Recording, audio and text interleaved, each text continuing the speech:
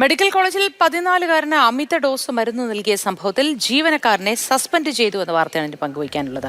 ആശുപത്രിയിലെ ഫാർമസിസ്റ്റായ സാജുവിനെയാണ് അന്വേഷണ വിധേയമായി സസ്പെൻഡ് ചെയ്തത്. ആർഎംഒയും സ്റ്റോർ സൂപ്രണ്ടും നടത്തിയ പ്രാഥമിക അന്വേഷണത്തിലാണ് സസ്പെൻഷൻ. മാതൃഭൂമി ന്യൂസ് വാർത്തയ്ക്ക് പിന്നാലെയാണ് ഈ നടപടി. വിശദാംശങ്ങളുമായി രാഹുൽ ജി നാഥ് ചേരുന്നു. രാഹുൽ, ചികിത്സാ പിഴവ് എന്ന ഇക്കാര്യത്തിൽ നമുക്ക് പറയാനാകുമോ എന്നറിയില്ല. കാരണം ഇത് ഡോക്ടറുടെ ഭാഗത്ത് പ്രാഥമികമായി തെറ്റുകൾ സംഭവിച്ചിട്ടില്ല എന്ന് നമുക്ക് മനസ്സിലാക്കാമല്ലോ. ഫാർമസിസ്റ്റിന്റെ ഭാഗത്തു നിന്നാണ് ഡോസ് കൂടിയ മരുന്ന് നൽകിയത്.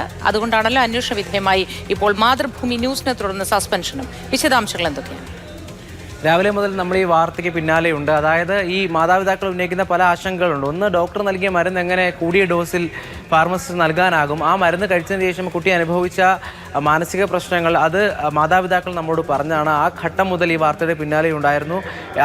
തുടർന്നാണ് മെഡിക്കൽ കോളേജ് സൂപ്രണ്ടിന് മാതാപിതാക്കൾ പരാതി നൽകിയത്.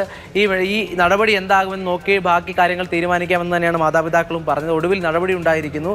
ഫാർമസിസ്റ്റ് ഷാജുവിനെ അന്വേഷണ വിധേയമായി സസ്പെൻഡ് ചെയ്തിട്ടുണ്ട്. അതായത് ഡോക്ടർ മാതാപിതാക്കളോട് പറഞ്ഞത് അത്തരത്തിലാണ്, എഴുതി നൽകിയ മരുന്നല്ല, ഡോസ് കൂടിയ മരുന്നാണ് നൽകിയിട്ടുള്ളത്.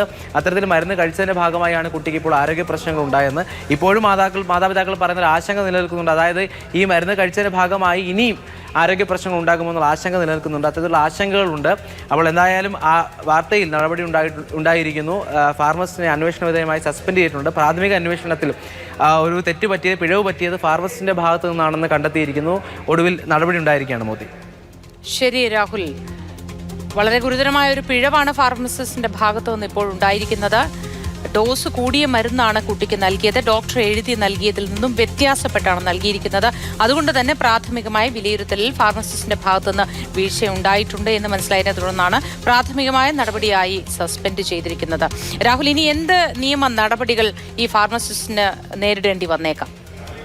നിലവിലിപ്പോൾ ആർഎംഒയും സ്റ്റോർ സൂപ്രണ്ടും നടത്തിയ അന്വേഷണത്തിനൊടുവിലാണ് ഇത്തരത്തിൽ ഫാർമസിസ്റ്റാണ് ഈ മരുന്നിൻ്റെ അളവ്, അതായത് ഡോക്ടർ പ്രിസ്ക്രിപ്ഷനിൽ നൽകിയ മരുന്നിൻ്റെ ആ ഡോസ് അല്ല, അതിൽ കൂടിയ ഡോസാണ് നൽകിയിട്ടുള്ളത് അന്വേഷണത്തിൽ കണ്ടെത്തിയിട്ടുള്ളത്. അതിൻ്റെ ഭാഗമായാണ് ഇപ്പോൾ ഒരു നടപടി ഉണ്ടായിട്ടുള്ളത്. അന്വേഷണ വിധേയമായാണ് ഇപ്പോൾ സസ്പെൻഷൻ നേരിടുന്നത്. ഇനി വിശദമായ അന്വേഷണം നടക്കും. അതിലാണ് കൂടുതൽ കാര്യങ്ങൾ വ്യക്തമാക്കേണ്ടത്. മാതാപിതാക്കൾ ആദ്യഘട്ടത്തിൽ ഡോക്ടറോട് ഈ വിഷയം ഉന്നയിച്ചിരുന്നു. കാരണം അപസ്മാരം ഉൾപ്പെടെയുള്ള രോഗങ്ങൾക്ക് ചികിത്സയ്ക്കാണ് കുട്ടിയുമായി മാതാപിതാക്കൾ എത്തിയത്. അവർ കൊല്ലം എഴുകോൺ സ്വദേശികളാണ്. എത്തിയ ശേഷം മരുന്ന് കഴിച്ചതുമായി ബന്ധപ്പെട്ടാണ് പിന്നീട് കുട്ടിക്ക് മാനസികമായി പല പ്രശ്നങ്ങൾ ഉണ്ടാകുന്നു, ശാരീരികമായ പ്രശ്നങ്ങൾ ഉണ്ടാകുന്നു.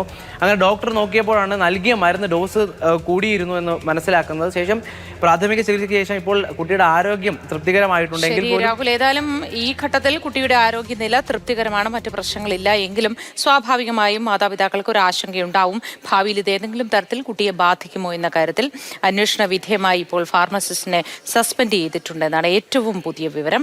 ഫാർമസിസ്റ്റ് സാജുവിനെയാണ് ഇപ്പോൾ അന്വേഷണ വിധേയമായി സസ്പെൻഡ് ചെയ്തിരിക്കുന്നത്.